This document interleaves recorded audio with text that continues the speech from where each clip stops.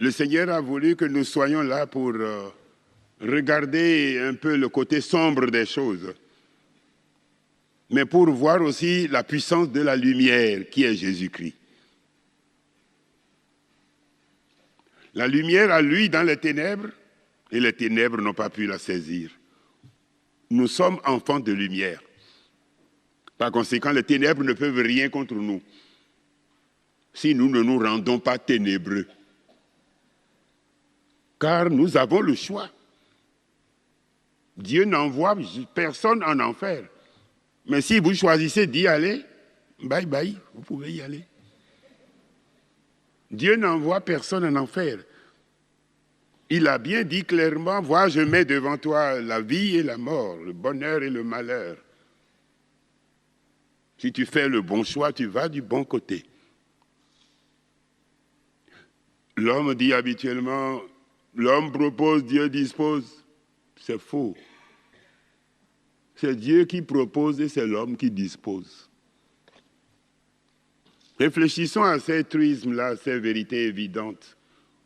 Dieu a tout fait par Jésus-Christ pour que nous soyons heureux. Oh, heureux, c'est faible, bien heureux. Il a proclamé des béatitudes. Il a dit ce qu'il faut pour être bien heureux. Mais l'homme est libre de son choix. Et malheureusement, l'homme fait des mauvais choix. Quand l'homme fait des mauvais choix, le diable en profite. Car à l'enfant de Dieu que nous sommes, le diable ne peut pas grand-chose.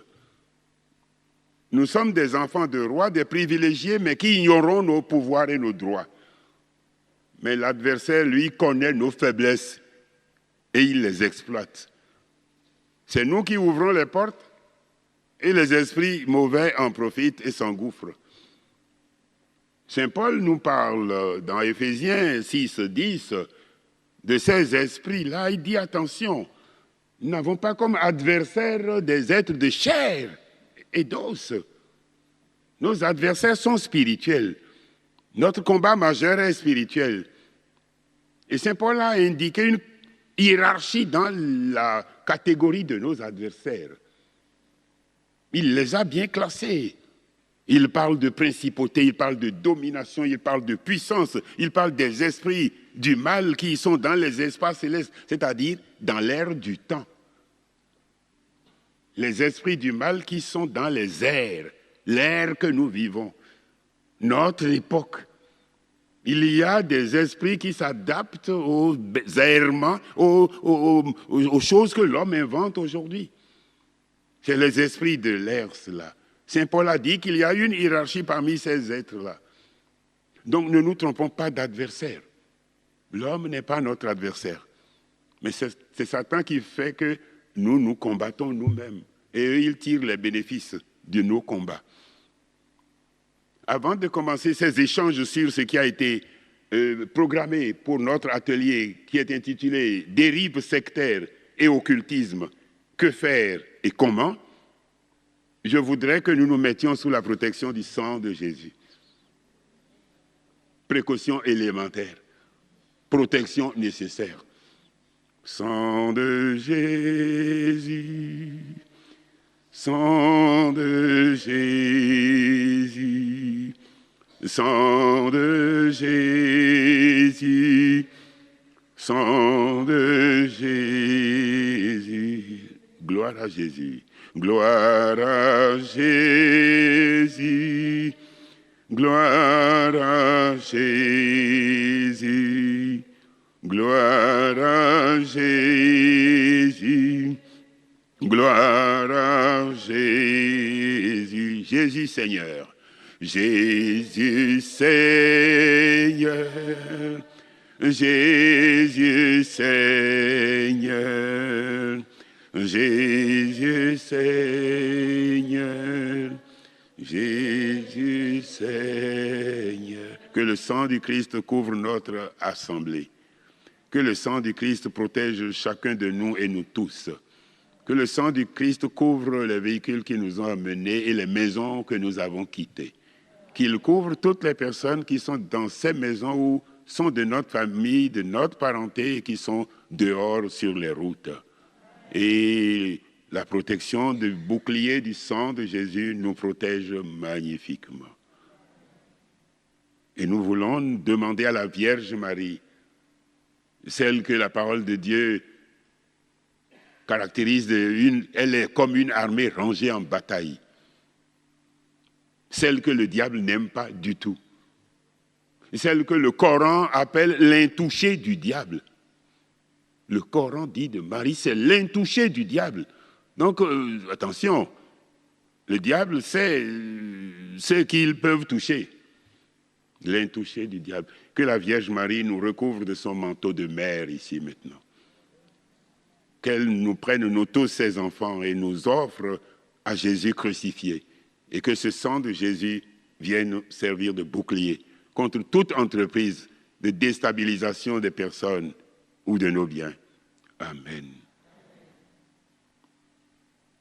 Je vous salue, Marie, pleine de grâce. Le Seigneur est avec vous. Vous êtes bénie entre toutes les femmes. Et Jésus, le fruit de vos entrailles, est béni. Sainte Marie, Mère de Dieu, priez pour nous pauvres pécheurs, maintenant et à l'heure de notre mort. Amen. Nous allons dire maintenant le Notre Père, la prière des prières, prière de délivrance. Et quand nous arriverons à « Mais délivre-nous du mal », nous dirons « Mais délivre-nous du mauvais », selon la version biblique de Matthieu. Délivre-nous du mauvais, nous le dirons 3 fois. Notre Père, qui es aux cieux, que ton nom soit sanctifié, que ton règne vienne, que ta volonté soit faite sur la terre comme au ciel. Donne-nous aujourd'hui notre pain de ce jour. Pardonne-nous nos offenses, comme nous pardonnons aussi à ceux qui nous ont offensés. Et ne nous soumets pas à la tentation, mais délivre-nous du mauvais. Mais délivre-nous du mauvais. Mais délivre-nous du mauvais. Car c'est à toi qu'appartiennent le règne, la puissance et la gloire pour les siècles des siècles. Amen. Maintenant, nous sommes bien. Nous sommes tranquilles. Ils ne sont plus là. Ils ont passé la porte. Et nous allons demander à nos anges gardiens de garder les portes. Voilà. Que le Seigneur soit béni pour ce thème qu'il a voulu nous confier à partager. Que l'Esprit Saint nous éclaire. Des dérives sectaires et occultisme, que faire? Comment? La parole de Dieu commence par dire dans le Deutéronome chapitre 6, verset 4, « Écoute Israël, le Seigneur ton Dieu est l'unique Dieu. » L'Église de Jésus-Christ confesse un seul Seigneur, une seule foi, un seul baptême, un seul Dieu et Père. Satan n'est pas Dieu. Satan n'est qu'une créature qui s'est révoltée contre Dieu, qui s'est opposée à Dieu. Voilà pourquoi on l'appelle l'adversaire de Dieu. Son objectif, c'est séparer l'homme de Dieu. Pourquoi? Je peux lui demander, mais qu'est-ce qu'on lui a fait tant que ça, qui s'acharne tout le temps contre l'homme? Qu'est-ce qu'on lui a fait? D'où il nous connaît pour avoir des ennuis comme ça, nous créer tout le temps. Mais oui, c'est que ça remonte loin. Lorsque dans sa préscience, Dieu a voulu créer l'homme et qu'il a créé l'homme être de chair, bien sûr, Dieu a vu que l'homme va trahir. Et Dieu, au conseil du ciel, dit, mais quand l'homme va trahir et va commettre le péché, qui lui donne la mort, car le salaire du péché, c'est la mort, qui ira sauver pour nous? Qui enverrai-je? Et le Verbe éternel, le Christ dit, me voici, envoie-moi. Et pour l'envoyer, il lui donnera un corps. Tu m'as façonné un corps. Et il est devenu homme. Et c'est en tant que tel qu'il ira sauver les hommes. Et lui, on peut écrire qu'il est l'homme avec grand H. le Fils de l'homme, Éché homo, voici l'homme. Et Satan, il ne t'appelait pas encore Satan, il s'appelait Lucifer. C'est le prince de la lumière, c'est ce que ça veut dire Lucifer. Il dit, mais comment tu vas aller sauver l'homme? Jésus répond, je me ferai homme comme eux. Ah, Satan dit, ça ne marche pas. Je te dois soumission et obéissance. Mais si tu es le Seigneur, mais si tu vas prendre l'enveloppe et l'allure d'un homme, là, moi, je ne peux pas m'incliner devant toi. Parce que pour l'homme, un ver de terre devant l'homme, c'est l'homme devant l'ange de lumière qui était Lucifer. Il a vu qu'il va être déchu de sa gloire en adorant Jésus sous la forme d'un homme. Et il a dit, je n'adorerai pas. Il s'est révolté. C'est le point de départ. C'est l'homme qui a été le problème de Satan. Voilà pourquoi maintenant Satan devient notre problème. Il nous cherche querelle. Et il veut séparer l'homme de Dieu, Dieu qui a créé l'homme pour le bonheur et la vie éternelle, dès le départ. L'homme n'était pas pécheur quand il est sorti des mains de Dieu. Ève était immaculée avant le péché. Donc dès le début, Dieu avait ce projet de donner sa vie à l'homme. Et vous comprenez, c'est le péché, la désobéissance, le doute, le soupçon sur Dieu qui va entraîner les ennuis. C'est pourquoi Satan s'est révolté. Mais il a gardé le pouvoir qu'il avait. Ce pouvoir est affecté désormais du signe négatif. C'est un pouvoir pour nuire. C'est un pouvoir pour tuer. C'est un pouvoir pour détruire. Il a été suivi par des anges rebelles. Et il y a un ordre dans cette catégorie-là. Si on ne les connaît pas, on ne peut pas affronter réellement nos adversaires. Eh bien, le Seigneur, Dieu, sa gloire a été défendue par les anges qui sont restés fidèles. Autour de Michel, qui est comme Dieu. Combat dans le ciel, Satan et ses anges rebelles ont été vaincus, ils ont été précipités sur la planète Terre. De toutes les planètes là, du système solaire, c'est la Terre qui a voulu les abriter. Vous voyez que la Terre est hospitalière. Et alors, quand ils atterrissent là, c'est pourquoi il était là avant que l'homme soit créé dans le jardin d'Éden. Et il était là, il connaît les lieux, et il les a trompés, et ils ont désobéi à Dieu. Le Fils de l'homme, Jésus, est apparu pour détruire les œuvres du diable. Le diable entraînant l'homme dans la désobéissance au commandement de Dieu, l'a entraîné à la fragilité vis-à-vis des attaques de Satan. Parce que quand Dieu a créé l'homme, il lui a confié un ange gardien. Nos anges gardiens, on les laisse souvent au chômage. On ne leur demande rien. Alors qu'un seul ange gardien a plus de puissance que Satan et tous les anges de l'enfer. Un seul ange gardien a plus de pouvoir que Satan et tous les démons réunis. Pourquoi? Mais parce que le nom de Dieu est sur lui. Nous qui portons le nom de chrétiens, ceux de Christ, nous avons aussi ce pouvoir. Jésus n'a-t-il pas dit, ils chasseront les démons? Nous avons ce pouvoir, mais nous ignorons même que nous l'avons. Jésus, le Fils de Dieu, est apparu pour détruire les œuvres du diable. Et quelles sont les armes de Satan pour nous combattre? Car dès notre jour de baptême, le combat est déclaré. Le combat est un combat spirituel. Le combat spirituel, ce que Satan veut le plus, c'est de nous séparer de Dieu. C'est d'amener l'homme à l'adorer lui, à adorer de faux dieux.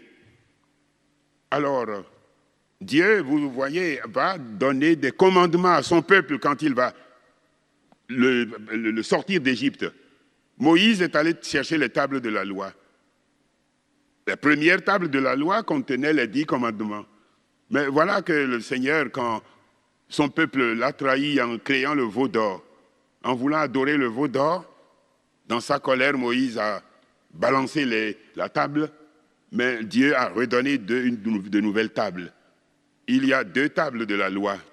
Et sur l'une des tables, il y a 3 commandements écrits. sur la seconde table, il y a 7 commandements. Les 3 premiers commandements sont relatifs à Dieu et à la souveraineté de Dieu. Les 7 autres, c'est les relations avec les hommes. Ne tue pas, ne vole pas, etc. Eh bien, lorsque les commandements sont donnés, les commandements dont la violation entraîne le plus d'ennui pour l'homme, jusqu'aux malédictions, c'est la violation des 3 premiers commandements. Un seul Dieu tu adoreras. Tu ne te feras pas d'image taillée de Dieu. Tu seras fidèle à ton Dieu. Eh bien, la violation de ces 3 premiers commandements nous expose le plus souvent à la malédiction. Les plus grosses sources de malédiction proviennent de la violation de ces 3 premiers commandements, car ils touchent la souveraineté de Dieu. Alors, lorsque l'homme, au lieu d'adorer Dieu, de vénérer Dieu, d'aimer Dieu, adore autre chose qu'il met à la place de Dieu, on appelle cela idolâtrie. Et l'idolâtrie, c'est donc la faute qui nous détourne de Dieu et nous pousse à nous donner de faux dieux. Dieu est particulièrement sévère quand il s'agit de ça. Et les sanctions sont très graves. Alors, l'idolâtrie, lorsqu'on s'engage dedans, mais c'est qu'on adore des idoles. On adore Satan. Que va-t-il nous donner en récompense? Eh bien, c'est ici qu'on va savoir pourquoi l'homme, au lieu de demander tout ce dont il a besoin à son Dieu et Créateur, va se tourner vers Satan pour lui demander des choses. Rappelons que Satan a tenté Jésus au début de sa mission. Eh bien, Jésus a vaincu Satan par la parole de Dieu. Donc, dans la parole de Dieu, il y a toutes les armes pour vaincre Satan. Voilà. Et deuxièmement, quand Satan n'a pas compris encore à qui il a affaire, parce qu'il pose toujours la question d'investigation. Si tu es vraiment le Fils de Dieu, il voulait en avoir le cœur net si Satan a un cœur. Et il faisait les déclarations, il cherchait. Alors il lui faisait des promesses de plus en plus mirobolantes, jusqu'à vouloir lui donner le monde entier, alors qu'il est le créateur du monde, le Seigneur. Jusqu'à vouloir que Jésus l'adore. Retenez bien cela. Et c'est alors que Jésus a dit non. Il n'a pas dit, il est écrit. Il a dit que c'est Dieu seul que tu adoreras. Tu n'adoreras point un autre. Ah, Satan a compris qu'il a été vaincu. La position qu'il devait avoir, il ne l'a pas prise. Donc il a perdu la guerre. Et il s'en est retourné, Satan, en attendant le bon moment pour revenir à la tentation de Jésus. La seconde tentation aura lieu à Gethsémane. Et la dernière sur la croix. Tu es le Fils de Dieu, descends. Eh bien, cette situation fait que Satan, il veut des adorateurs. Les gens qui adorent les créatures, qui se font des images taillées, qui demandent au diable ce que Dieu seul peut donner, le bonheur, qui cherchent quoi que ce soit de bon du côté de Satan. Satan, c'est donnant, donnant. Il ne fait jamais de cadeau. Tu veux tel bien, mais je te donne et tu me payeras aussi. Pas en monnaie de singe, mais en monnaie de diable. Mais c'est une monnaie plus dangereuse que celle du singe. Alors voilà, l'idolâtrie, c'est donc l'adoration de Satan, des faux dieux, à qui Satan donne le pouvoir. Or, l'idolâtrie, ici, c'est le grand péché. L'idolâtrie comporte deux volets. Pour obtenir des biens de Satan, l'homme va demander, il y a 2 choses que les hommes demandent généralement à Satan. Ils demandent la connaissance, le savoir et la puissance. Souvenez-vous de l'arbre de la connaissance du bien et du mal au jardin d'Éden. C'est sur ça que l'homme a capoté. Dieu lui a indiqué la seule manière d'obtenir le bien, le bon, le beau. Satan est venu leur proposer de désobéir à Dieu et qu'ils auront quelle récompense? Ils seront comme des dieux. Ah, voilà. Alors ils sont tombés dans le piège.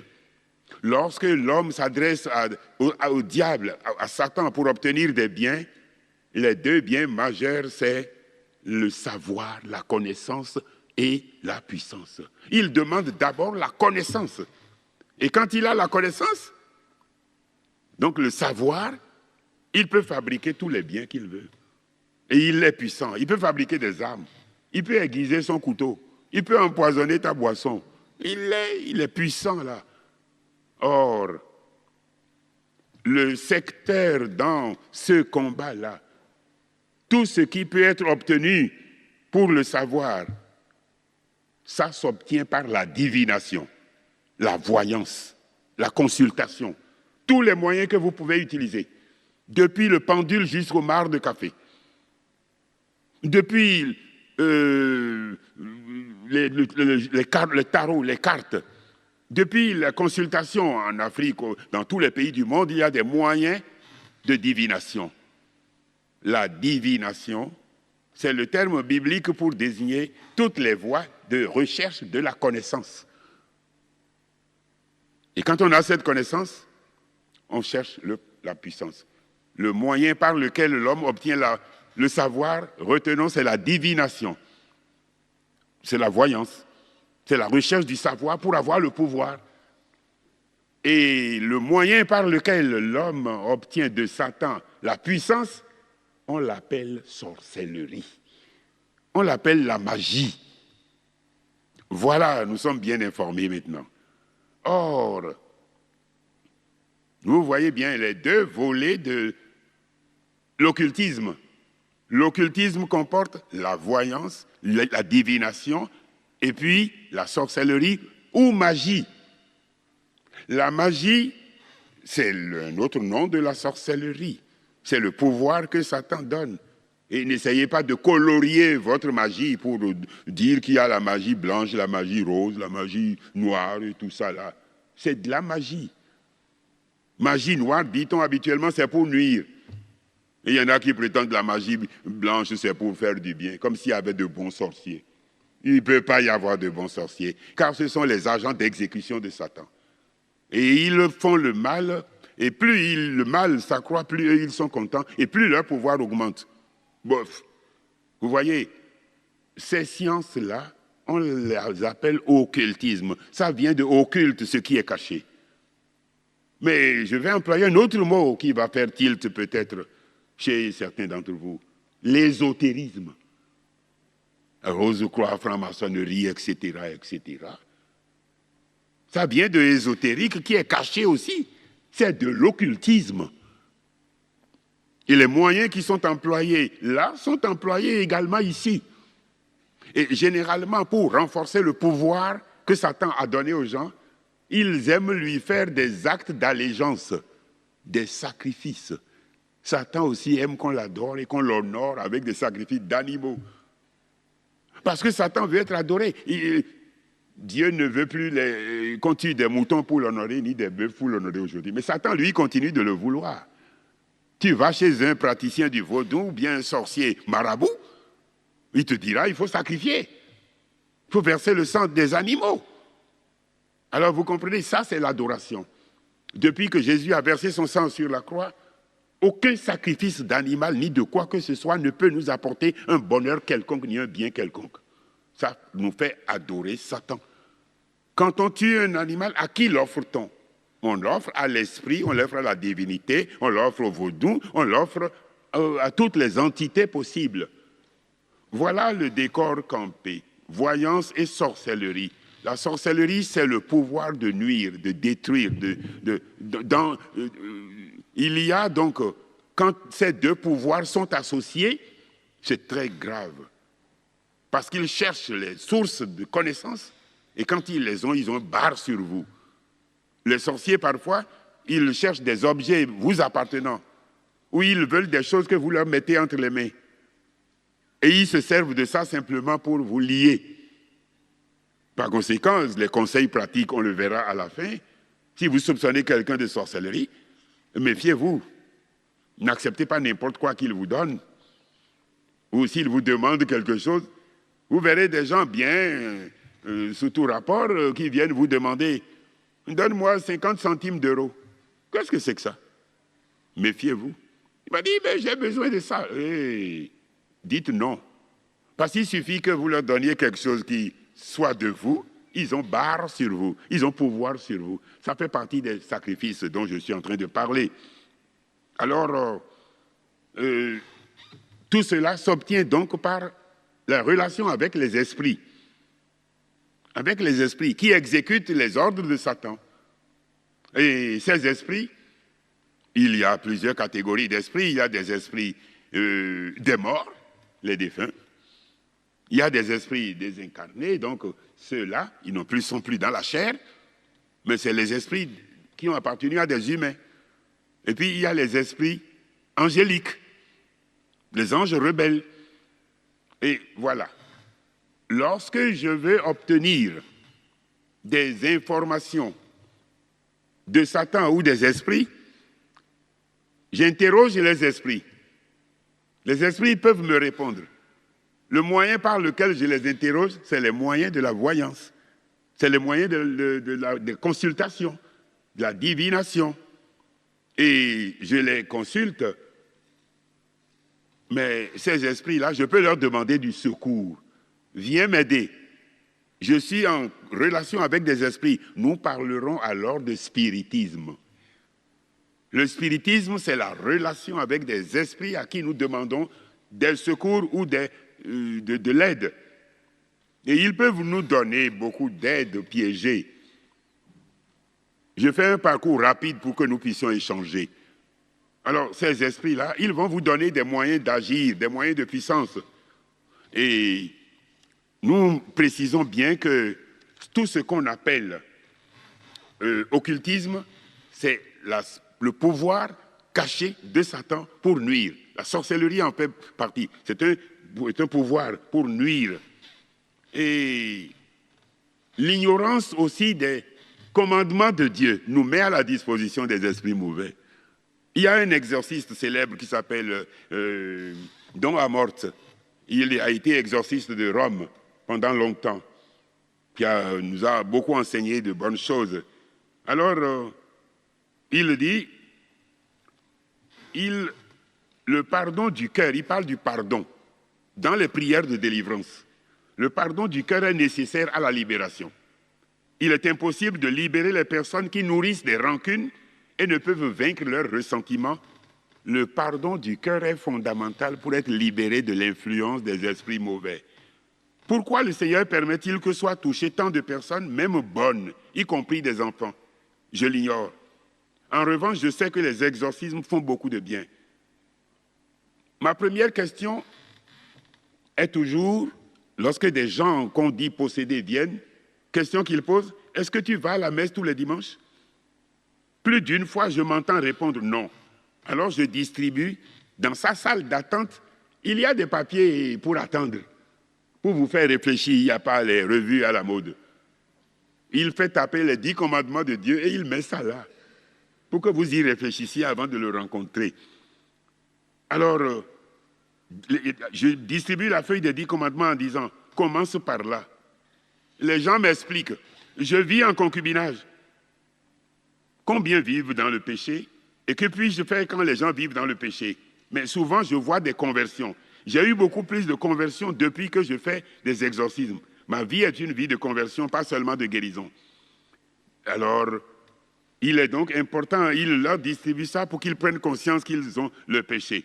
Nous sommes très liés à la terre et aux choses terrestres. Pourtant, nous savons que la terre dure peu de temps, alors que l'éternité dure toujours.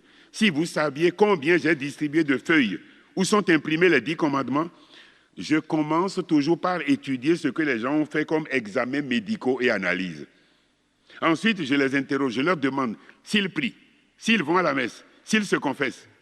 Des feuilles avec les 10 commandements, j'en ai des quantités. Je leur dis, lisez le décalogue, étudiez-le bien. Je commence toujours par le 3e commandement. N'oublie pas de célébrer les fêtes, puis un seul Dieu tu adoreras, tu l'honoreras. Honorer Dieu, c'est dans cette ligne. Puis je vais directement au 6e commandement. Le 6e commandement, il dit, je ne les passe pas tous en revue. Eh bien, quand il s'agit de tu ne commettras pas l'adultère, Il dit, c'est formulé de cette manière-ci, la pureté observera en tes actes soigneusement. Les actes impurs ne sont pas le péché le plus grave, mais là est notre faiblesse. Les péchés les plus graves sont ceux de fierté et d'orgueil. Mais la violation du 6e commandement est aussi le péché le plus répandu. Tous les hommes l'ont en partage, c'est notre plus grande faiblesse. Quand c'est un prêtre exorciste qui dit ça, il est bon de le retenir. C'est ce prêtre exorciste qui recevait, qui était en train de faire un exorcisme un jour quand un de ses confrères arrive et commence par se moquer de lui. Tu en es encore là? Tu crois encore aux démons? Tu crois encore aux démons, mais tu perds ton temps. Le père Douamov dit, mais tais-toi. Il dit, mais non, tu exagères quand même. À notre époque, on croit encore aux démons. Et voilà une voix qui parle de la bouche du prêtre qui se moquait. Une voix d'une autre personne. Il lui dit, oh non, il ne croit pas aux démons, il croit aux femmes. Et le moqueur là s'est dit, qu'est-ce qu'il raconte? Mais t'as fait le taire, il faut le faire taire. Qu'est-ce que... Voilà, il a mis le doigt sur la plaie. Vous voyez, notre faiblesse, c'est souvent la violation des commandements de Dieu. Alors, j'aimerais donc vous parler un peu des esprits d'occultisme. Les esprits d'occultisme. Bon, donc j'ai défini déjà ce que c'est que la connaissance. L'occultisme, on demande à Satan la connaissance, la puissance d'une autre source que celle de Dieu. Eh bien, certains recherchent du savoir et sont souvent pris au piège par leur curiosité. La planche Ouija, les vers qui circulent et qui constituent des lettres d'alphabet, les gens qui demandent des questions, des réponses sur les questions de l'avenir, le sort des défunts. Où est-il mon copain, mon chouchou? Où il est maintenant? En enfer ou bien au ciel? Hein? On veut savoir cela. Et on pose des questions. Des mamans qui veulent savoir si leur fils est décédé ou qui s'est suicidé est au ciel ou bien ailleurs. C'est des interrogations très humaines. Leur désir n'est pas d'entrer en relation avec Satan, mais c'est une connaissance interdite. Ne cherchez pas à savoir. Or, si vous la violez, quelqu'un d'autre qui peut vous servir entre en jeu. D'autres recherchent du pouvoir. Ils vont aller voir un adepte du vaudou. Le vaudou, c'est une religion. Mais il y a des aspects magico-sorciers dans le vaudou. Le vaudou utilise abondamment la divination. Les devins qui utilisent la terre, la géomancie. Et ces vaudous-là, ces devins, ils sont au service du vaudou. Ils vous disent les sacrifices qu'il faut faire. Mais beaucoup de gens sont envoûtés à cause des pratiques vaudou. Des jeunes filles qui se donnent à des hommes qui ne savent pas que c'est des hommes maléfiques, ils sont contaminés. Et quand on entre dans leur sphère, on est comme piégé. Le vaudou, c'est quelque chose d'incroyable. Vous savez que Haïti, je salue mes frères d'Haïti qui sont là, mais Haïti, c'est le pays, l'île de l'Amérique qui a eu à recevoir l'héritage du vaudou venant du Bénin, du Dahomey. Et ils ont maîtrisé ça, ils utilisent cela. Et pour obtenir le pouvoir, ils n'hésitent pas à faire le sacrifice. Vous vous souvenez du président Aristide, qui fut prêtre de Jésus-Christ, qui est redevenu adepte du vaudou. Pour redevenir président, il a été voir les grands responsables du vaudou. Et voici ce qu'on lui a prescrit pour avoir la chance de redevenir président. On lui a dit de chercher un bébé,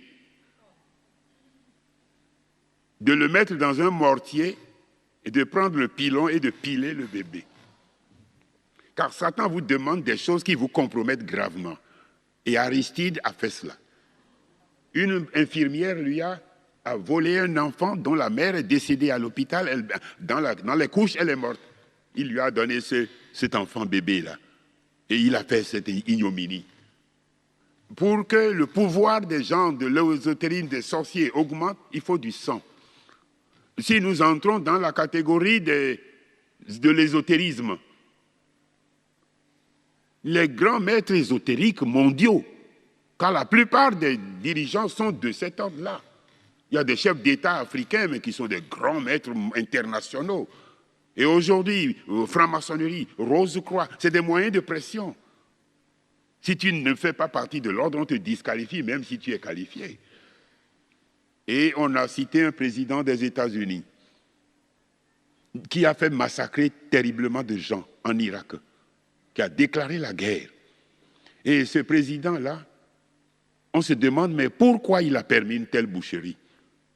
Mais c'est qu'on doit comprendre qu'à un certain niveau, le sang que toi tu provoques, qui est versé, est un bénéfice pour Satan, à ton compte. Donc tu montes en grade. Ce n'est donc pas étonnant que Bush, s'il s'agit de lui, soit au 33e degré de la Rose-Croix. Il est au sommet du sommet. Alors à ce niveau, il lui faut verser du sang, ça ne le gêne pas du tout. D'autres font d'autres ignominies par ailleurs. Donc la recherche du pouvoir. Alors, ce qui est grave, c'est l'engagement délibéré dans le royaume de l'occultisme. Lorsqu'une personne entre en contact et veut des avantages, les gens, le fameux Faust, il n'a pas hésité à vendre son âme au diable pour avoir la beauté éternelle, d'être admiré par les femmes. Alors, ce sont les pratiques d'occultisme. Aujourd'hui, beaucoup d'adolescents, beaucoup de jeunes passent dans ces canaux-là et font des jeux qui ne sont pas du tout innocents. C'est des cultes qu'ils rendent indistinctement à Satan. Par conséquent, évitez tout contact. Sinon, on entre en contact avec les esprits de l'occultisme. Pour faire bref, je vais vous dire qu'il y a plusieurs catégories d'esprits. Et il y a l'esprit de l'occultisme, l'esprit du péché, l'esprit des traumatismes, qui profitent des traumatismes aigus que les gens subissent pour infester. Une fille qu'on viole, elle est dans une telle situation de panique et de détresse que Satan, qui ne respecte pas l'innocence, en profite et peut l'infester. Parce qu'elle subit la violence. Elle subit la violence et c'est très grave. En comparant ces esprits-là, les esprits les plus dangereux, parmi les différentes catégories d'esprits, les plus dangereux, il est difficile d'identifier des esprits. Quand on prie pour de la délivrance, parfois certains disent, si tu connais le nom d'un esprit, tu as barre sur lui, tu peux le chasser plus facilement. Mais quand ils vous disent leur nom, ce sont des menteurs. Une fois, nous étions au Cameroun. Lorsque nous proclamions la parole, il y a une femme là, belle par ailleurs, mais qui s'est mise à vitupérer contre moi. Qu'est-ce que je viens chercher là? On n'a qu'à m'expulser. En fait, d'expulsion, c'est elle qu'on a sortie en attendant. Et elle hurlait, elle criait. Et quand nous avons fini le ministère, les personnes qui étaient tombées ou étaient en transe, la transe ne vient jamais de Dieu. Quelqu'un qui entre en transe, il dit, l'esprit me parle, ça ne peut pas être l'esprit de Dieu. Eh bien, nous sommes allés aider ces personnes qui souffraient. Nous avons constitué des équipes de 2 pour prier sur ces gens-là. Et je ne dramatise jamais les choses. Car Satan, il veut vous faire peur à vous-même qui voulez prier pour libérer les autres. Si vous avez peur, ça ne marche pas. Il a gagné la première manche sur vous. Alors, je m'approche de cette jeune femme qui était comme dans le brouillard. Et moi, je lui souris, je dis, je ne dramatise pas. Alors, bonjour, mademoiselle ou madame. Comment vous appelle-t-on? C'est par là qu'on commence toujours, non? Eh bien, quand j'ai posé cette question innocente là, elle me regarde avec un regard assassin, elle me dit, je m'appelle Belzéboul. Mais je vous ai dit, ne perdez jamais votre esprit d'enfance. Je dis, je ne m'adresse pas à Belzéboul, moi. Je m'adresse à l'enfant de Dieu baptisé dans la mort, résurrection de Jésus qui est là devant moi. Et le visage se transforme tout de suite. Elle me fait un sourire, elle dit, je m'appelle Véronique. Et je dis, voilà. Et je dis, voilà. Et Véronique veut nous jouer encore. Elle se met à crier. Ah! Parce que j'étais en couple avec un prêtre, on devait prier ensemble. Moi, je sors ma petite croix d'ordonnance, comme mon petit pistolet d'ordonnance. Et le prêtre va prendre une grosse croix. Ce n'est pas la taille de la croix que le problème se situe. J'ai ma petite croix avec la médaille miraculeuse avec. Il n'aime pas beaucoup ça. Alors, on lui pose la croix au-dessus. Oh, elle dit, oui, il sort par la jambe droite. Celui qui est sorti déjà, on impose la croix sur le bras gauche. Il dit, oui, il sort par le bras gauche. J'ai dit au Père, elle est en train de nous jouer, de nous rouler proprement dans la farine. Il ne faut pas marcher sur les injonctions de l'esprit qui parle en elle. Alors, à la fin, nous avons dit, assez causé.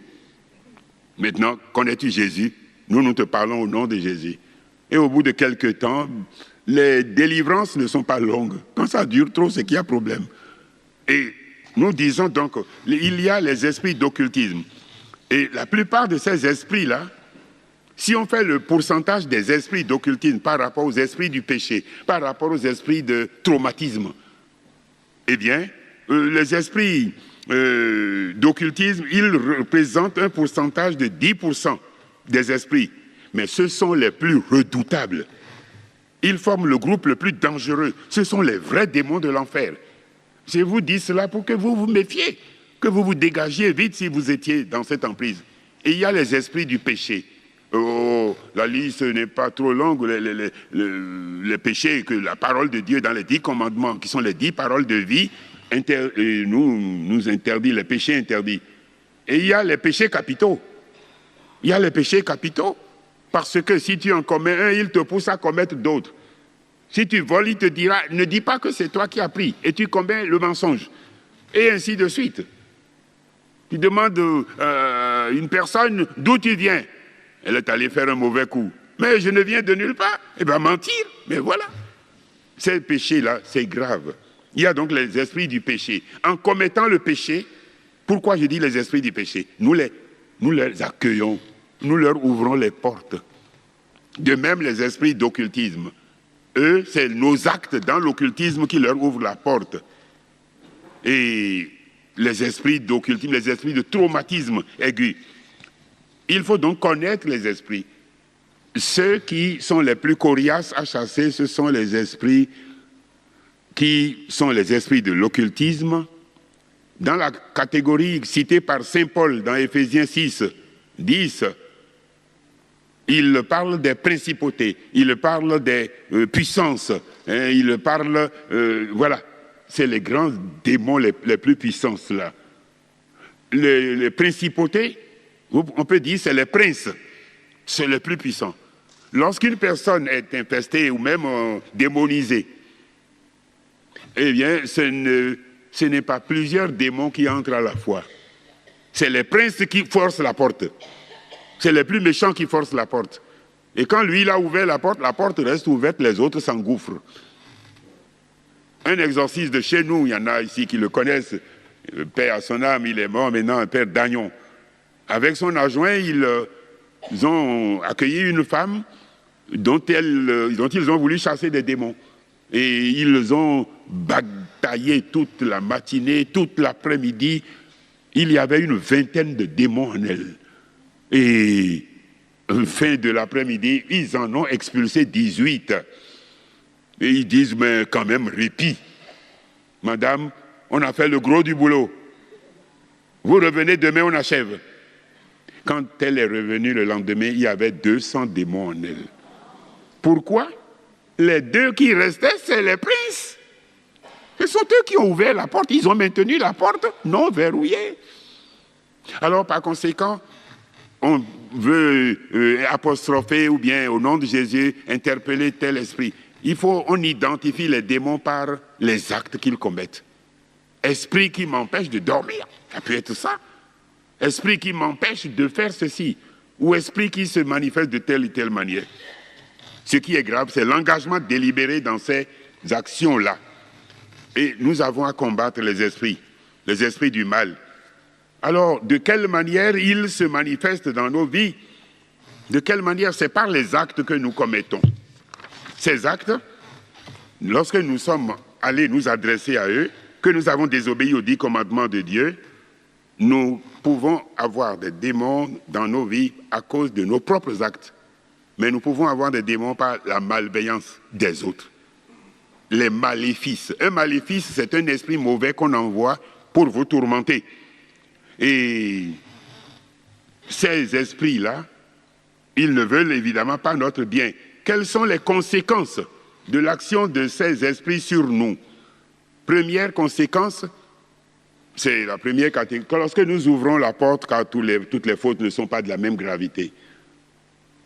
Lorsque nous allons de nous-mêmes, voir chez les voyants, aller consulter des esprits, aller pratiquer des séances d'écriture automatique, tous ces engagements-là, demander son horoscope, lire l'horoscope régulièrement, s'abonner à l'horoscope dans le journal, c'est très intéressant pour les autres, parce que vous cherchez la guidance de votre vie dans l'horoscope. Alors là, ne me dites pas que vous n'y croyez pas. Non, c'est bien la curiosité qui entraîne vers la mort. Lorsque vous allez vers des voyants pour chercher des objets perdus, lorsque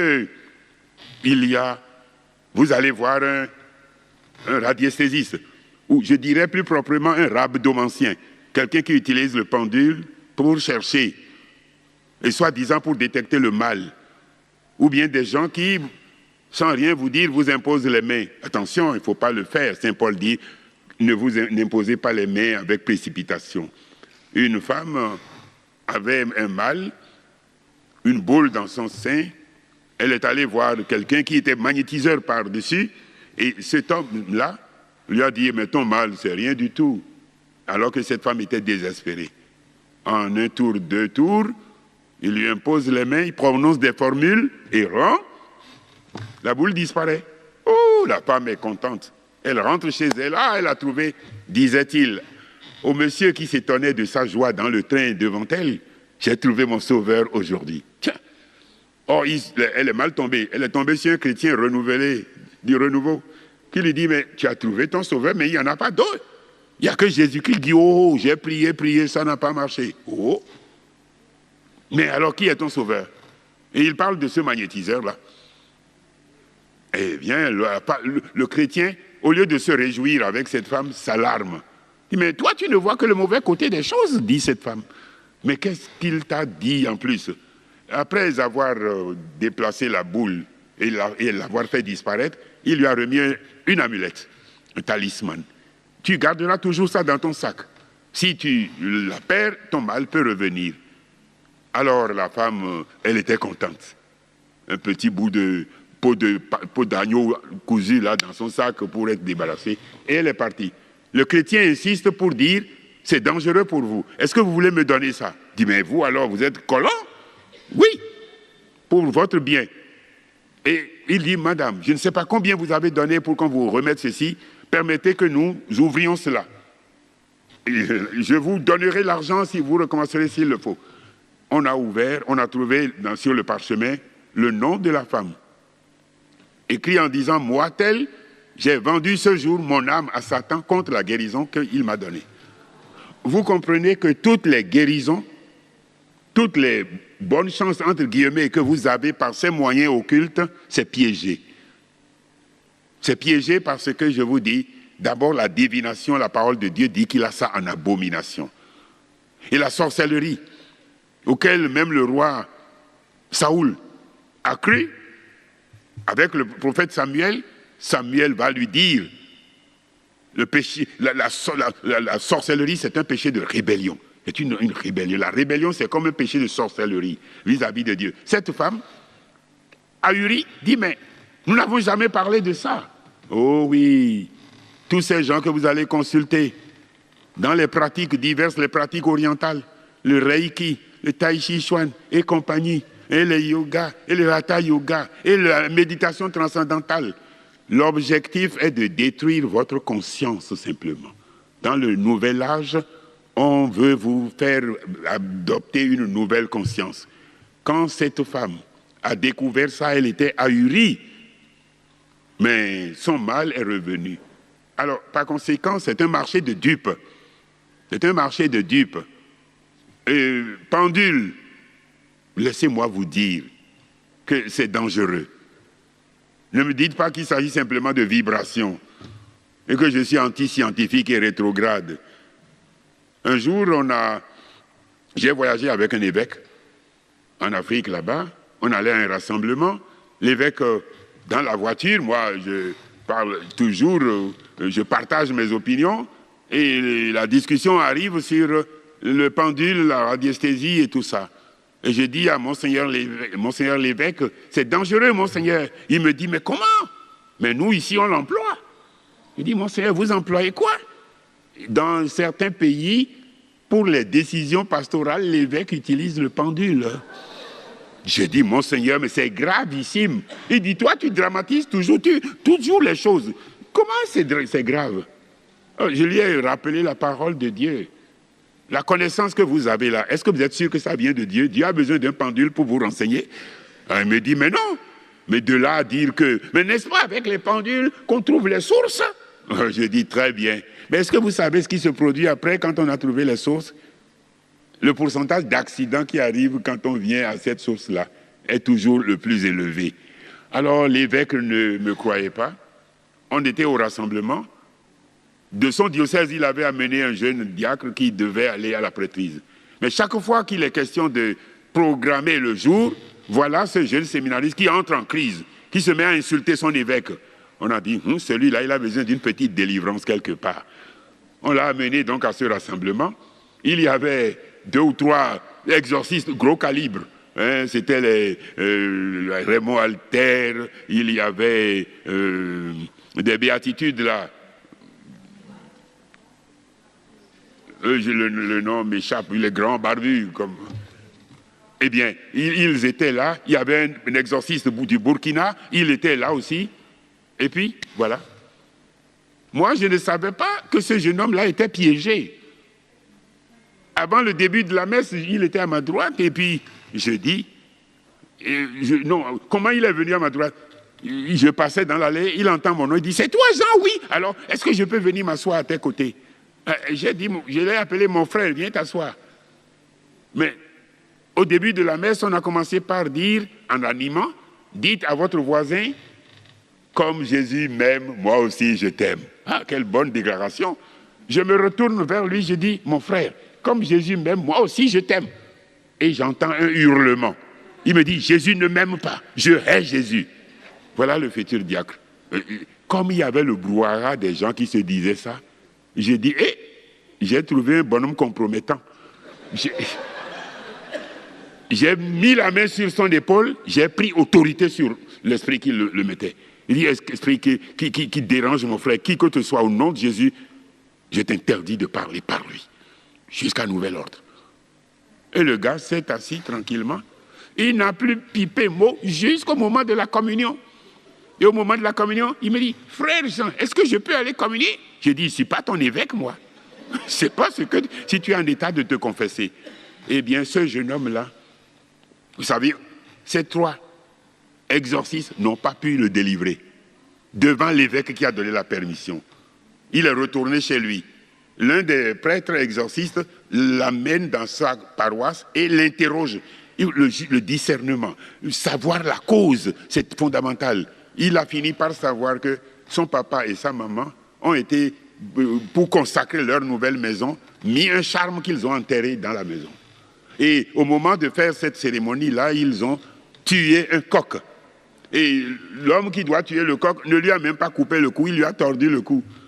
Résultat, il n'y a pas eu du sang versé. Or, Satan veut le sang. Résultat, lorsqu'on tordait le cou à l'animal, l'esprit mauvais pénétrait dans le garçon qui avait 12 ans et qui assistait à la cérémonie. C'est pourquoi, à 26 ans, où il était candidat au diaconat, le Satan dit, il m'appartient depuis 26 ans.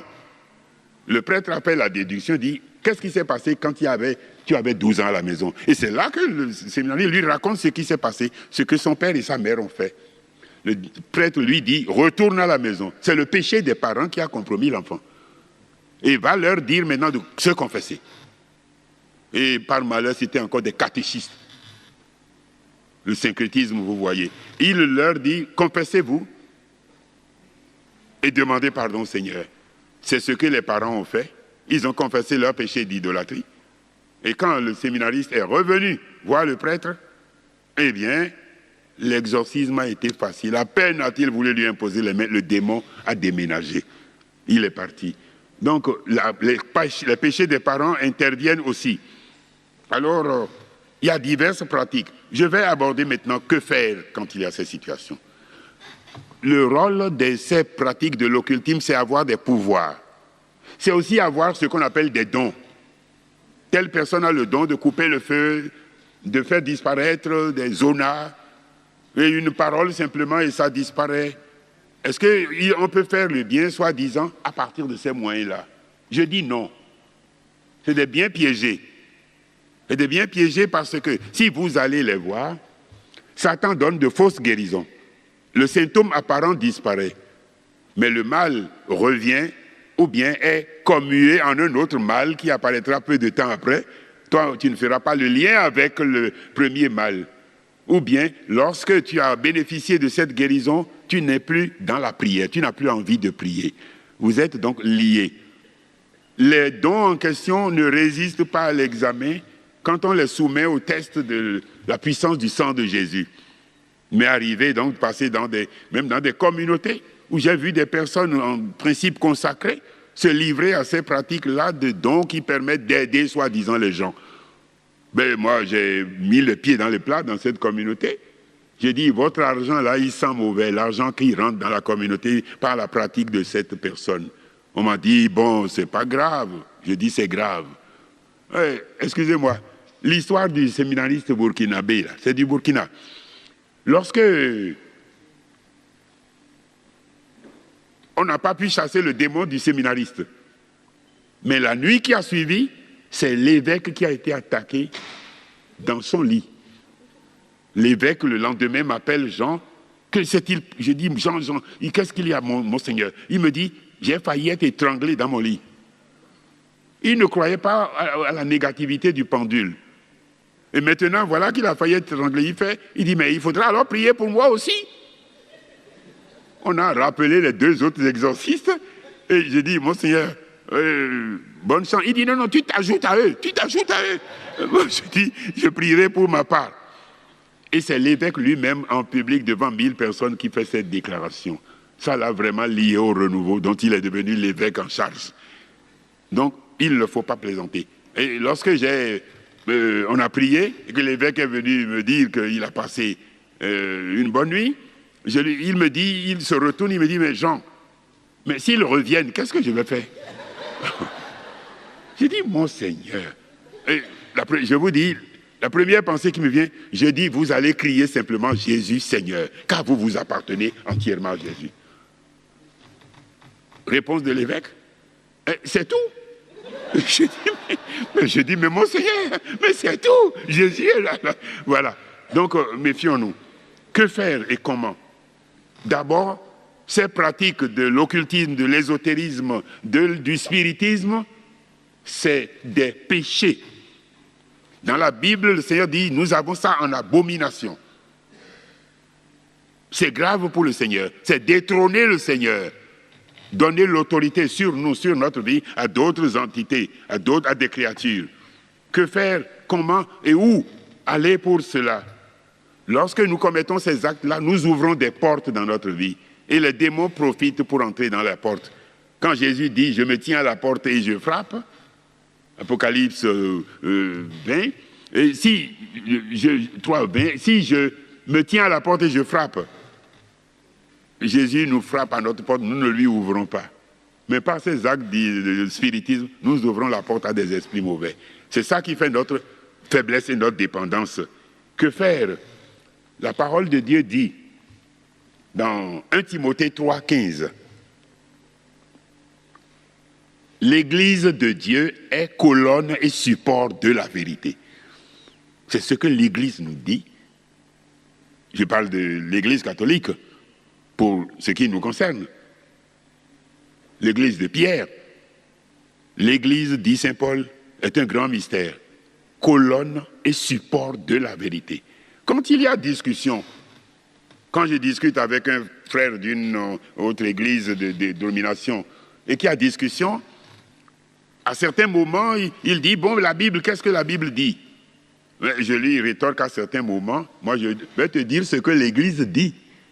Ah, il me dit, non, ça, c'est pas valable. Alors je lui cite toujours ça, 1 Timothée 3, 15. Quand il y a contestation, c'est l'Église qu'il faut consulter, et non la Bible. Non pas que l'Église et la Bible soient différentes, mais c'est que l'autorité d'interpréter la Bible est donnée à l'Église. L'Église est colonne et support de la vérité. Alors, il faut donc accueillir les personnes infestées en Église. La parole de Dieu est lumière. Alors, les solutions se trouvent dans la parole de Dieu. Les solutions se trouvent dans la parole de Dieu. Dans la mission que Jésus a donnée à son Église, pour laquelle il lui a donné le pouvoir de remettre les péchés. Allez, proclamez, guérissez, ressuscitez même. L'Église a le pouvoir de chasser les démons. C'est pourquoi il y a deux catégories de situations qui sont identifiables ici maintenant. Lorsque nous allons faire les petits actes de spiritisme, et nous portons des talismans, nous allons consulter le pendule, nous lisons l'horoscope, quelles conséquences cela a? Cela lie la vie spirituelle en nous. Nous n'avons plus envie de prier. Dès qu'on commence par parler de Dieu, nous dormons.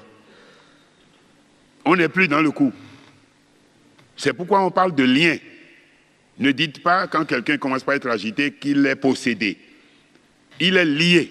C'est sa vie spirituelle qui est liée. Les gens qui sont possédés par le démon, ce qui intéresse le démon, ce n'est pas les contorsions de son corps. La force extraordinaire, parler une langue comme le disait le rituel du XVIIe siècle, là non, c'est dépassé. Il y a un nouveau rituel qui date de l'an 2000 et quelques, récent. Donc, les signes auxquels on reconnaît que l'esprit mauvais est là et qu'un homme va être possédé, c'est les attaques de Satan contre les vertus théologales. La foi, l'espérance et la charité. Si les personnes infestées rejettent ça, alors ils vont être réellement possédés. Il n'y a plus de protection pour eux. Alors, une fois qu'on sait cela, c'est vers l'Église qu'il faut se tourner. Or, malheureusement, on ne pratiquait pas beaucoup l'accueil des gens embêtés par les esprits mauvais. On cherche vainement des exorcistes. Quand on en trouve, ils vous envoient parfois chez les psychologues et les psychiatres. Et vous n'êtes pas plus avancé. C'est pour ça qu'il y a une sécularisation donc de ce ministère-là. Et c'est dramatique. Dans mon pays, au Bénin, nous avons assez parlé comme je parle maintenant, et ça finit par être entendu. Les évêques maintenant, mon archevêque de Cotonou, il a organisé, il a demandé aux deux exorcistes du diocèse de former d'autres exorcistes. Et ils ont créé maintenant une association des exorcistes. Et quand ils ont voulu le créer, l'évêque dit, demandez à Jean d'aller vous donner aussi quelques petits renseignements là. Le Seigneur a voulu cela. Et quelle joie d'accueillir des prêtres qui disent, mais on m'a nommé. Un évêque avait nommé un exorciste, deux exorcistes, ils disent, mais nous ne savons pas comment faire. L'évêque leur dit, apprenez comment faire. L'exorciste exerce le pouvoir au nom de l'évêque. Mais l'exorciste, il y a toute la puissance de l'Église qui est derrière. Et voilà pourquoi il est important, les étapes pour se libérer de ces voies-là. Alors, il est important de savoir qu'on a commis des péchés. Allez se confesser. Je dirais en gros, se convertir. Se convertir, c'est faire demi-tour et revenir vers le Seigneur. Se repentir. On s'était appuyé sur ces choses-là, il faut les dénoncer maintenant. Et y renoncer, en se débarrassant des objets, des livres. Des livres. Moi qui étais un curieux au point de vue intellectuel, et il fut un temps avant que je ne connaisse le renouveau, je m'intéressais aux livres de yoga. Et puis, quand j'ai compris, j'ai pris la décision d'aller brûler tous ces livres-là. Mais j'ai commis l'imprudence d'aller les brûler tout seul dans la ferme. Il n'y avait personne là. J'ai creusé un trou, j'ai mis les bouquins que j'ai effeuillés. Et quand je mets le feu voulait me brûler, moi. Je me mets à gauche, le feu va à gauche. Je me mets à droite, le feu vient à droite. J'ai dit, qu'est-ce que j'ai cherché aujourd'hui? Donc, il faut se débarrasser de ces objets-là avec prudence. Généralement, les objets consubtibles, il faut les brûler. Il faut détruire la matière qui est le support. Les talismans, les objets qui sont des alliances, des pactes, Il faut faire attention. Ne gardez pas ces objets que vous appelez porte-bonheur. Le mot bonheur est mal choisi ici, c'est des porte-malheur. Il faut les détruire. On détruit, même si c'est des bijoux, car il y a des bijoux qui sont maléficés, comme on dit. Un jour, le père Alter était en train de faire un ministère dans une assemblée, et qu'est-ce qu'il voyait? L'alliance au doigt d'une femme scintillait, brillait, clignotait. Et il demandait à la femme, mais quelle alliance vous avez au doigt? Il dit, c'est une alliance normale. Ce n'est pas normal du tout. Et à force d'insister, elle dit, oui, j'ai amené ça chez le sorcier. Il a mis un maléfice pour que mon mari ne regarde plus une autre femme. Voilà. Donc, ces objets-là, il faut les jeter dans des rivières profondes pour que personne ne puisse les utiliser. Quand un parent est dans l'ésotérisme, dans la franc-maçonnerie, les jeunes qui, par curiosité, vont lire ces livres-là peuvent être infestés. Il est donc prudent. Alors, il faut se débarrasser de ces objets. Et maintenant, il faut en arriver à la prière. Il y a deux branches de prière là. L'une qu'on appelle la prière de libération. En bref, voici, ne confondez pas prière de libération et prière de délivrance. La prière de libération consiste à briser, dans l'autorité et la puissance du nom de Jésus, les liens démoniaques qui bloquent notre vie spirituelle et notre guérison. Ces liens résultent de la participation à un certain niveau aux sciences occultes, aux pratiques et aux rituels d'admission ou d'intégration dans les sociétés ésotériques et les sectes, aux séances de spiritisme, aux pratiques du Nouvel Âge, à l'utilisation des prières de l'abbé Julio ou même des formules magiques de Harry Potter.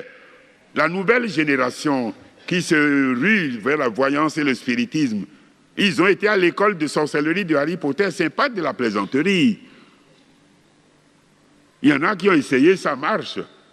Alors, quand on est nourri à cela, quand on s'en gave, quand on voit le succès phénoménal que ça a eu, on comprend les ravages qu'il y a aujourd'hui au niveau de la foi. Oh non, c'est des histoires. Moi, je veux des baguettes magiques qui agissent bien.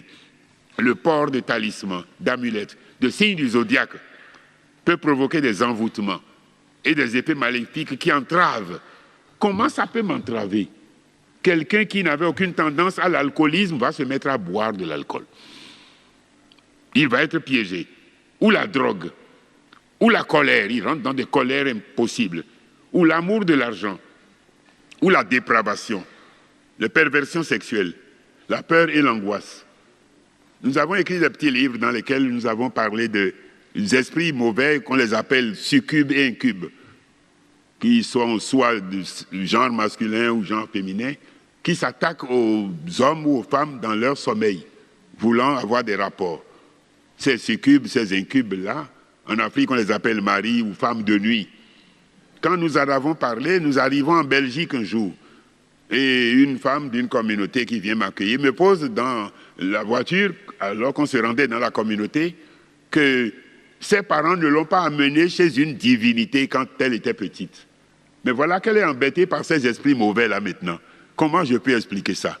Ben moi, je n'ai pas explication à tout. Je dis Esprit Saint. Jésus a dit que tu m'enseigneras tout. S'il te plaît, comment je peux expliquer cette histoire-là?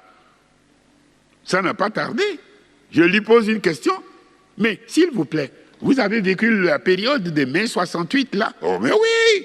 Alors, pendant cette période-là, à propos de la pornographie et tout ça, que faisiez-vous? Oh, elle dit, je m'y engageais à fond. Elle était abonnée aux grosses revues pornographiques. Elle se délectait. Elle a ouvert une porte à l'esprit qui la dominait et qui, même dans son sommeil, voulait avoir des rapports avec elle. Elle a ouvert des portes et elle est liée. Ça signifie quoi? L'esprit la prend comme sa femme, c'est tout. En Afrique, quand des gens sont dans des situations comme cela, il y a des divinités qu'on appelle Mami Wata. Elles prennent le relais, elles transforment la jeune fille en prostituée. Elle voudra boire de l'alcool, elle voudra aller avec les hommes. Ce n'est pas sa nature vraie, cela. Et donc, j'ai eu la réponse à cette femme. Alors, donc, ces situations, la recherche de l'argent, la dépravation, les perversions sexuelles, la peur et l'angoisse. J'ai connu un prêtre qui a été piégé complètement. Parce que, bon, quand personne n'est là la nuit, lui, il ouvre les séquences pornographiques. Et il en était tellement infesté que c'est incroyable. Il n'habite pas l'Afrique, hein, et il habitait l'Europe. Il me téléphonait parfois, il me dit, Jean, ils sont là, on prie. Je dis, Seigneur, mais pourquoi tu as ouvert encore la télé? Et voilà. Donc, voilà, il y a la prière de libération, c'est pour couper les liens. Le deuxième degré, on l'appelle prière de délivrance. La prière de délivrance, c'est le chrétien supplie Jésus de chasser un esprit mauvais de sa vie ou de celle d'une personne dominée par l'obsession ou l'oppression. Quand il y a prière de libération, c'est des liens qui sont coupés. Des liens, par exemple, de relations de concubinage. Des liens à confesser, qui entraînent des liens d'une nature particulière qu'on appelle des liens d'âme. Une jeune fille, bien sous tout rapport, un jeune homme bien éduqué, bien sérieux, le premier rapport sexuel qu'ils vont avoir, il tombe mal. Une personne de mauvaise vie. Et depuis ce premier rapport, ils sont piégés. Ils n'arrivent plus à s'en sortir. Ils tournent en rond, ils mènent une vie dissolue. Mais le partenaire ou la partenaire abarre sur eux. Ils deviennent comme des esclaves de l'autre. C'est ce qu'on appelle les liens d'âme. Ces liens sont des liens qui les attachent même pour la vie. Et ces situations-là, c'est des liens, il faut couper. Donc là, on ne fait pas alors des prières de délivrance. On fait des prières de libération dans l'autorité du nom de Jésus. On coupe des liens. La prière de délivrance. Le chrétien supplie Jésus de chasser un esprit mauvais de sa vie ou de celle d'une personne dominée par l'obsession ou l'oppression. Obsession, on est obsédé par une idée. On est obsédé par une habitude. L'oppression, on n'est plus très maître de tout ce qu'on veut faire. Ça pèse sur vous. Il peut y avoir une oppression de maladie. Il peut y avoir une oppression de l'ambiance où l'on est, où vous sentez des présences anormales. Après cela, il peut, en raison de sa mission de baptiser croyant, prendre autorité au nom de Jésus pour lier et chasser l'esprit mauvais et fermer les portes ouvertes dans sa vie. Le Seigneur nous a donné le pouvoir, et quand nous ne l'exerçons pas, le pouvoir n'opère pas. Voilà, quand on fait un pacte avec Satan ou qu'on s'implique dans des rituels et des cultes sataniques, cela entraîne de graves conséquences, car il s'agit du péché contre le premier commandement. Lorsque des maléfices, c'est des moyens de nuire à autrui par des forces démoniaques, s'ajoutent aux liens, l'oppression et les perturbations psychospirituelles se traduisent par des agitations ou des transes, de la violence, des envies de suicide. Je connais un monsieur, c'est un cadre de la médecine, que j'ai rencontré dans un pays, les pays insulaires là. Et après un ministère d'évangélisation, il a demandé à me rencontrer à la sacristie. J'y vais et le monsieur ne veut pas me parler. Dès qu'il veut parler, j'ai dit, mais votre discours là, il est très éloquent, mais je ne comprends pas très bien. Je ne comprends pas très bien. L'esprit l'empêchait de me parler. Pendant que, après la prédication, moi j'étais occupé à aider ce monsieur, le curé de la paroisse, il comptait la quête là-bas. J'ai dit, mais mince alors, c'est toi qui m'as fait venir ici, c'est toi le prêtre. J'ai dit, monsieur le curé, venez m'aider. Il dit, ah bon, moi? Ah non, c'est pas mes oignons. Je dis, c'est plus que ton oignon, c'est ton oignon et ton ail. Allez, viens. C'est ton oignon et ton ail. Et il est venu parce que ne méconnaissons jamais l'autorité qui repose sur un prêtre. Même si le prêtre ne croit plus très en ses pouvoirs, associez-les. Et j'ai dit, mon père, au moins quand j'aurais pris autorité, vous ne voulez pas prendre autorité, vous lui imposerez les mains. Et nous avons donc, moi j'ai utilisé une arme dissuasive importante. Je pense qu'on aura l'occasion d'en parler ce soir ou prochainement. C'est le parler en langue comme charisme. Pour les gens qui sont du renouveau, nous pouvons parler la plupart tous. Si tous nous ne parlons pas, on peut vous dire et vous conduire à comment faire. Nous souhaitons avoir l'occasion de le faire. On en a parlé déjà au niveau des responsables. Eh bien, ce jour-là, avec le parler en langue, nous avons bloqué l'esprit qui obsédait ce monsieur-là. Et c'est fini depuis ce jour-là. Que si vous savez ce que le Seigneur a fait de cet homme-là, il est devenu un leader du renouveau. Et maintenant, vous savez d'où venaient ces ennuis? De ses ancêtres. Ses ancêtres étaient des Chinois. Et ils avaient un hôtel familial où ils allaient offrir des choses pour les esprits des morts. Et lui, comme il a quitté, La Chine, comme ça, c'est tombé en désuétude. Eux, ils n'offrent plus de choses aux ancêtres. Et l'ancêtre dit, toi, tu vas voir. Ou l'esprit de l'ancêtre. C'est comme ça qu'il a été piégé. Alors, la prière de délivrance, n'en faites pas une chose extraordinaire. Les situations qui nécessitent l'exorcisme, allez voir les exorcistes. Ne nous transformons pas en exorcistes. Car le démon va respecter l'exorcisme parce qu'il sait que derrière, il y a l'autorité de l'évêque et de l'église. Mais toi qui t'as mandaté, donc ne jouons pas aux exorcistes. Oui, certaines fois, on demande la petite exorcisme de Léon XIII, est-ce qu'on peut le dire? Le pape l'avait écrit pour les laïcs, hein? Ce n'est pas pour les prêtres. Léon XIII l'avait écrit pour ça. J'ai entendu à Radio Notre-Dame une fois qu'une personne qui ne trouvait pas d'exorciste a utilisé le petit exorcisme de Léon XIII. Et elle a été toute seule délivrée. Comment faire?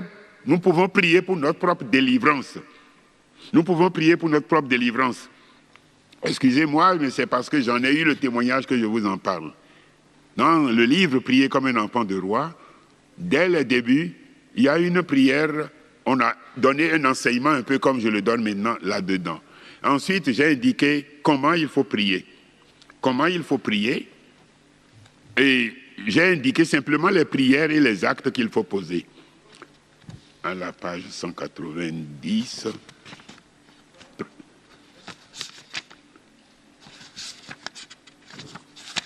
Prière pour la délivrance. Voilà, prière de délivrance pour rompre les liens des esprits mauvais. J'ai indiqué la première étape, la confession, reconnaître son péché. Et surtout, si on a des objets en sa possession, objets énumérés, bagues, médailles, pentacles, ceintures, signes du zodiaque, talismans, gris-gris, poudre, parfums, documents des ordres ésotériques et des sectes, décidez d'obéir à Dieu et sans tarder aller les remettre à un prêtre ou bien à des responsables de groupe de renouveau, ou à un pasteur averti ou au responsable d'un groupe de prière du renouveau, à moins que vous ne veuillez vous en débarrasser vous-même. De toute façon, on doit brûler ces objets dans le nom de Jésus, invoquer le nom de Jésus, comme Saint Paul le fit à Éphèse, acte 19, 19, après avoir prié et invoqué au préalable la protection du sang de Jésus. Ne vous engagez jamais dans les prières de libération sans invoquer le sang de Jésus. Faire la litanie du précieux sang, par exemple. Chanter des chants, invoquer concrètement le sang. Qu'on ne se contente pas de jeter les objets sur un tas d'ordures ou dans une fosse d'aisance. Même si vous vous êtes débarrassé de ces objets depuis longtemps, priez pour que Jésus vous délivre des liens contractés. Dans les cas d'infestation par des démons très puissants, consultez l'exorciste. Voilà les précautions préliminaires. Ou prier devant une église, souvent devant le Saint-Sacrement. C'est recommandé. Alors, seul ou assisté d'un ou de deux chrétiens expérimentés qui ont reçu le baptême du Saint-Esprit ou l'effusion de l'Esprit. Le rôle de ces frères pendant que vous prierez sera d'intercéder pour vous. Mais ce n'est pas eux qui vont parler, dire « pardonne-nous ». Ce n'est pas eux qui ont été compromis, c'est vous. Donc, ce que vous pouvez faire. Alors, nous avons proposé une prière. Et les premiers signes que le Seigneur a montrés, c'est d'envoyer des témoignages. Un exorciste en Belgique qui devait délivrer quelqu'un, ça ne marchait pas, il a essayé et il m'a écrit pour me le dire. Troisième étape, la prière de délivrance elle-même. Alors, avant de faire la prière de délivrance, il faut chasser les esprits. Et il s'agit simplement, vous identifiez les esprits qui patronnent les mauvaises activités que vous avez. Supposons que j'emploie le pendule. Et qu'on me dit maintenant c'est mauvais. Je vais dire esprit qui anime ou manipule mon pendule. C'est tout simplement ce que je dirais. Ou bien esprit de l'horoscope que j'ai demandé. Ou esprit de la bague que je porte. Ou bien esprit de divination, ou esprit de sorcellerie, etc. Ou esprit de rose-croix, ou esprit de tel vaudou ou divinité. On lui dira seulement, je renonce à toi dans le nom de Jésus. Et pour la seconde fois, esprit de, vous dites son nom 2 fois, je te lis sous le sang glorieux de Jésus, je te chasse. J'ai dit ce matin qu'il ne faut pas les envoyer dans les abîmes, mais il faut les envoyer à la croix de Jésus. Et vous leur dites de se soumettre à Jésus et de ne plus jamais revenir vers vous. Parce que si vous ne leur dites pas de ne pas revenir, ils font aller-retour. Ils vont à la croix et ils reviennent vous voir. Et vous n'êtes pas avancé. C'est pourquoi vous avez tout le temps besoin de revoir les exorcistes. Alors, il faut les fixer là-bas. Et avant de commencer la prière de délivrance, voilà, je me place au pied de la croix de Jésus. Sa lumière m'enveloppe. Je réclame sur moi, sur ceux qui sont ici présents, sur ma famille et tout ce qui m'appartient, la protection du sang de l'agneau de Dieu. Que son sang nous purifie de nos péchés. On invoque la Vierge Marie, on invoque Saint Michel. Et on dit le prologue de l'évangile de Saint Jean. Au commencement était le Verbe. Et le Verbe était avec Dieu, et le Verbe était Dieu. Tout fut créé par lui, sans lui, rien ne fut. Donc c'est l'évangile de Jean, chapitre 1, versets 1 à 18. C'est déjà une prière pour les faire décamper. Parce que vous proclamez l'incarnation de Jésus. Dire le prologue de l'évangile, et maintenant, vous formulez votre prière. Une formulation est proposée là, on demande à Dieu de briser. C'est le Seigneur qui nous délivre. Dans la prière du Notre Père, il y a déjà une prière de délivrance. Selon la foi que vous y mettez, vous voyez les effets. Et maintenant, je dépose au pied de la croix de Jésus tous les pouvoirs que j'ai acquis, par héritage ou par initiation. Et j'y renonce totalement à compter de ce jour. Vous énumérez ces pouvoirs. Vous énumérez les objets que vous avez. On demande à Dieu de briser ces pouvoirs, de prendre pitié de vous. Et on lui demande de vous délivrer. Et vous vous référez à la grâce de votre baptême. Au nom de Jésus et par la grâce de mon baptême, je prends autorité sur vous. Esprit impur, je brise les chaînes. Par le sang de Jésus, je ferme toutes les portes. Le sang de Jésus m'a un signe dessus. Ils n'ont plus le droit d'entrer. Et c'est ici que vous dites esprit de, disons par exemple, esprit de spiritisme. Je renonce à toi dans le nom victorieux. Je te lie sous le sang glorieux de Jésus. Je t'ordonne d'aller. Et voilà. Il y a des prières que l'expérience de la pratique nous a amenés à recommander. La litanie de la victoire du sang de Jésus. C'est une litanie très puissante pour la guérison intérieure aussi. Et on dit, je crois en Dieu.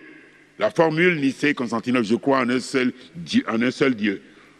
Et on demande à l'Esprit Saint maintenant de venir consolider votre foi. Et en conclusion, dit la prière, Auguste Reine des cieux, souveraine maîtresse des anges. Et voilà, c'est bouclé. Il y a beaucoup de signes comme cela. Nous pouvons donc utiliser ça.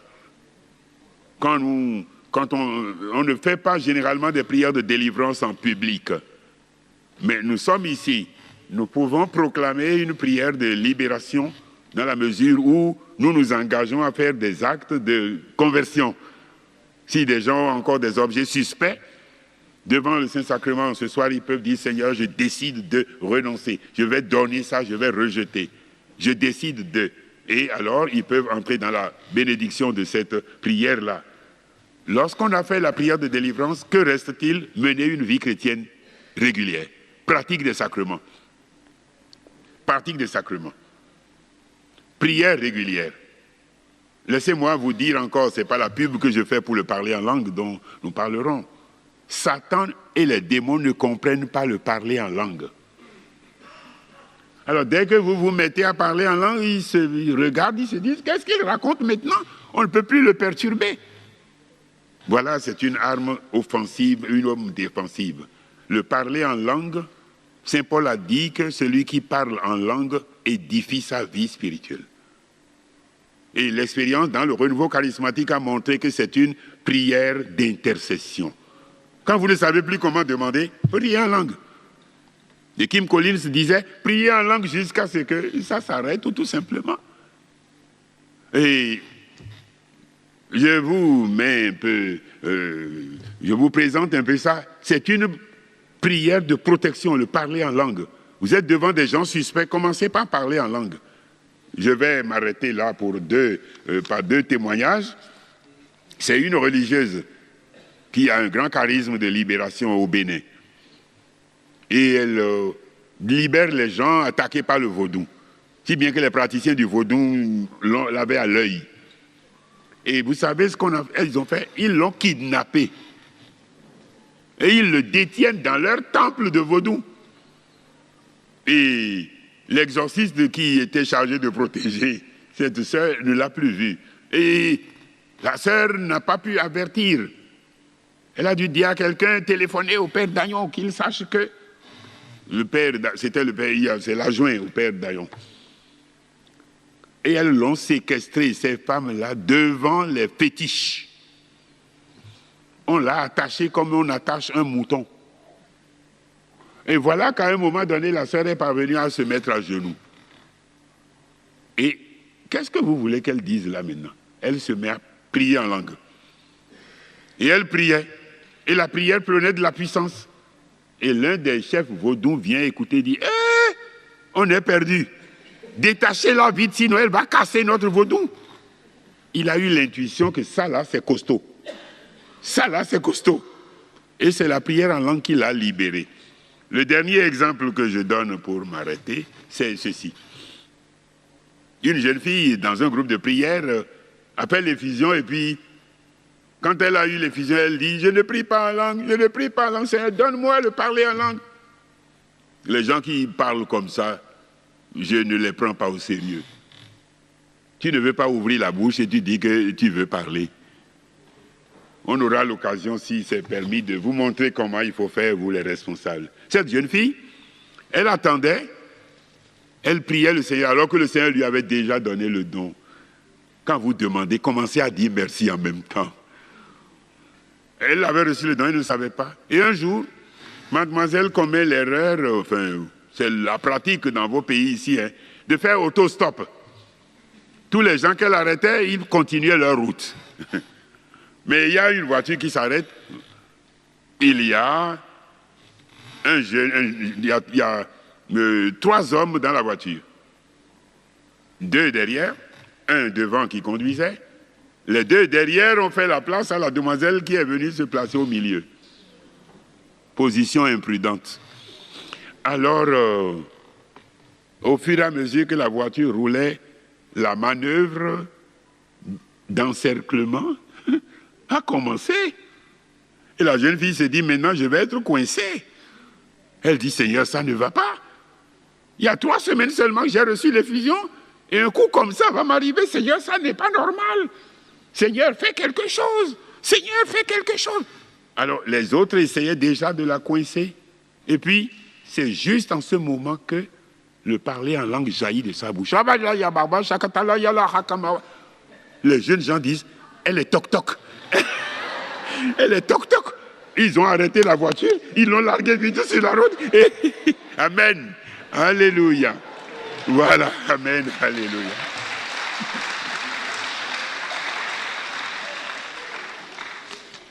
Excusez-moi d'avoir tant parlé, mais je voulais savoir, nous allons partager un peu s'il y avait des questionnements, ou bien des confirmations, des gens qui ont fait des expériences, des gens qui ont vécu des choses qu'ils veulent aussi partager. Oui, s'il vous plaît.